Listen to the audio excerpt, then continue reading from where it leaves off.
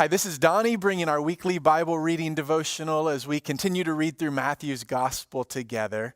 I want to talk about fear again this week. I know we just talked about it in last week's devotional, but Jesus has such helpful things to say about fear. And I think the reason that these passages speak to me so much is because I deal with fear on a daily basis. Maybe some of you can relate to that as well. And so in Matthew 14, there's this great story where Jesus comes walking on the water to his disciples, and they're afraid. What is going on? Is it a ghost? We don't know what's happening here. But when they see that it's him, Peter says, okay, Lord, if it's really you, then command me to come to you. So Jesus says, come on. And Peter steps out of the boat and becomes the only other human being, to my knowledge anyway, that has ever walked on water. What an incredible thing. But if you're familiar with this story, you know what happens next. He sees the wind and the waves around him, and it says he was afraid, and he began to sink.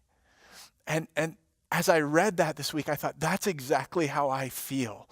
Sometimes my fears seem to overwhelm me, like waves crashing over me, and it's like I'm sinking, and I can't do anything but just sink into it. I just feel helpless. Fear overruns my life.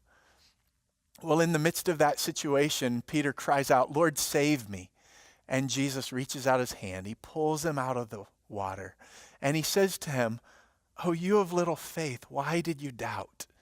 So I was struck by that. The opposite of fear is faith. It's trust.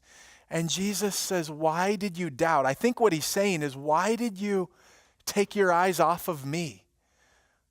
So as I read that, I just thought, that's what I want to do. When my fears are overwhelming me, I want to look into the face of Jesus. And I think what that looks like for me as I was thinking about that, it looks like remembering his promises, remembering that he is my satisfaction. Even if the worst happens and my fears come true, he'll be there, and he is enough for me, and he will work all things for my good. Just those are the kinds of things that in the face of my fear cause it to begin to lose its grip. It's like Jesus pulling me back out of the water as I look into his face and remember who he is and what's true of him. So I don't know what that looks like for you this week, but I want to encourage you to think on that. Where you struggle with fear, what's it look like for you to look into the face of Jesus and trust him? I'll look forward to seeing you next week.